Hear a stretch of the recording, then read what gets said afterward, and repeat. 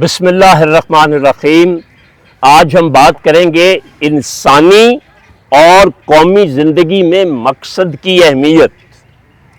انسانوں اور قوموں کی زندگی میں مقصد آتا ہے تو کیا ہوتا ہے، اگر مقصد چلا جاتا ہے تو کیا ہوتا ہے، اور اسی طرح سے ادارے، کوئی بھی چیز ہے جب وہ اپنا مقصد، اپنا مرکز چھوڑ دیتی ہے تو کیا ہوتا ہے۔ اس سے پہلے ایک بڑی مختصر سی کہانی، تمثیل سنیے۔ وہ ایک بہت بڑے رائٹر نے کہی تھی، اس کا نام ہے بابا کچرا۔ ایک شخص جو ہے وہ گلی کے باہر، ایک بڑی گلی کے باہر جہاں سے سڑک بھی گزرتی ہے، جیسے یہ گلیاں ہیں تو ایک سڑک گزرتی ہے، تو وہ وہاں بیٹھا ہوتا تھا۔ تو اس کے پاس، جس طرح بہت پرانے وقتوں میں نا ایک چار دیواری بنی ہوتی تھی جس میں لوگ اپنا کوڑا پھینکتے تھے، تو وہ اس کے پاس بیٹھا ہوتا ہے۔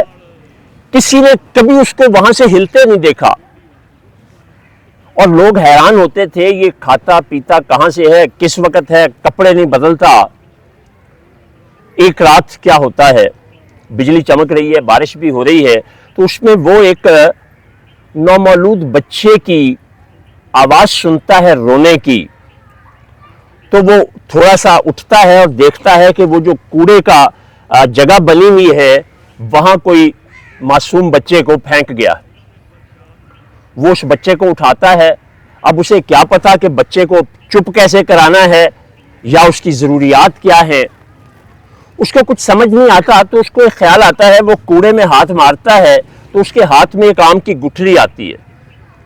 وہ آم کی گٹھلی وہ بچے کے منہ کو لگا دیتا ہے، تو وہ اس کی مٹھاس سے اور جو غذائیت ہے اس سے بچے کا شور بند ہو جاتا ہے۔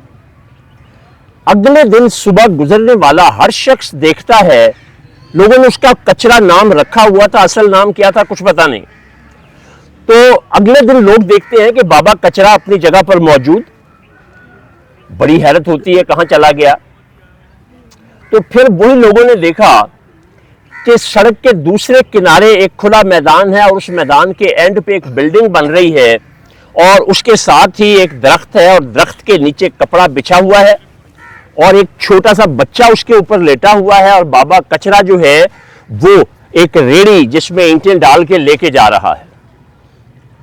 تو دیکھیے، جب انسان کو زندگی میں مقصد مل جائے تو پھر وہ کیا ہو جاتا۔ تو اسی لیے نوجوان جو میرے پاس کاؤنسلنگ کے لیے آتے ہیں یا رابطہ کرتے ہیں، ان سے میں کہتا ہوں کہ پہلے وہ 6 منٹ کی سٹوری سنو، جو میں نے آپ کو 2-3 منٹ میں ختم کرنے کی کوشش کی ہے۔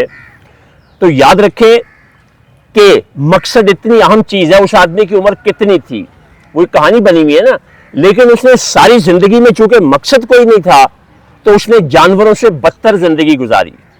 لیکن جیسے ہی مقصد ملا کہ اس بچے کو اب میں نے پالنا ہے، تو پھر اس کا سب کچھ بدل گیا۔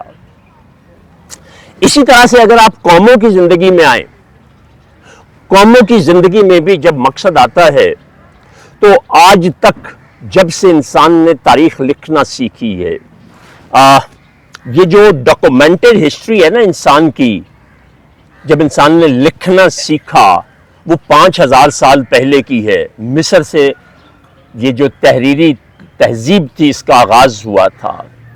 اس سے پچھلی جو 5000 سال کی تاریخ ہے، یعنی 6 سے 10 تک، وہ روایات پہ مبنی ہے کہ کہانیاں لوگوں نے سنی ہوئی ہیں۔ جیسے ہم کہتے ہیں کہ جناب وہ بلی راستہ کاٹ جائے تو کالی بلی سفر نہیں کرنا چاہیے۔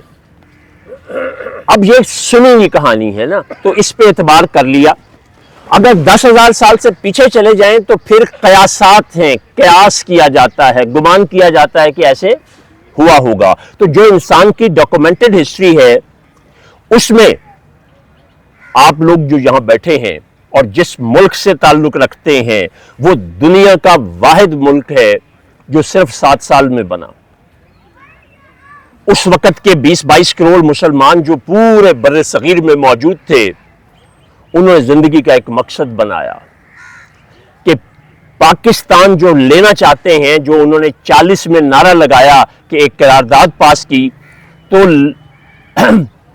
پاکستان کا مطلب کیا؟ لا الہ الا اللہ، اب لا الہ الا اللہ میں جو ہے وہ دین کی بنیادی اساس آتی ہے، توحید کی بنیادی اساس آتی ہے۔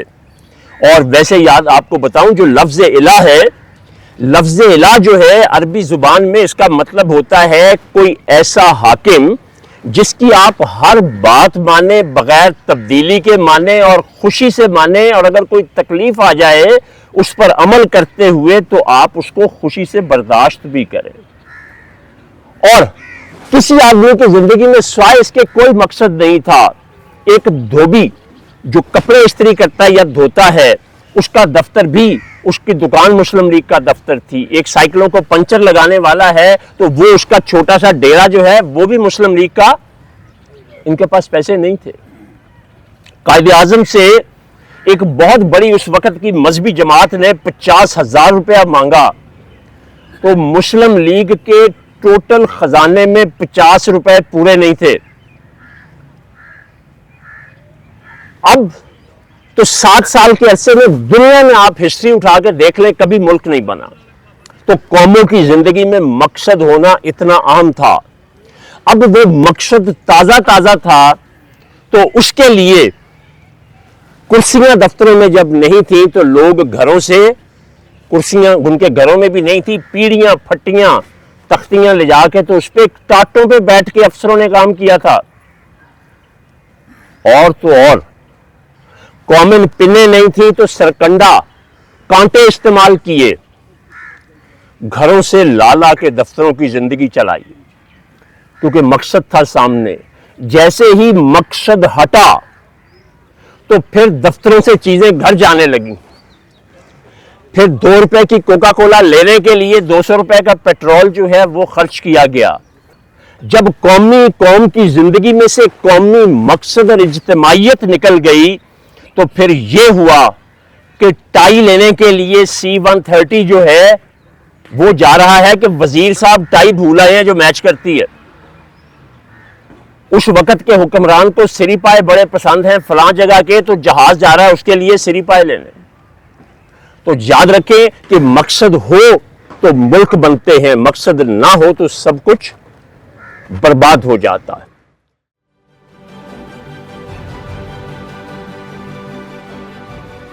عکس، سچائیوں اور حقائق کا عکس۔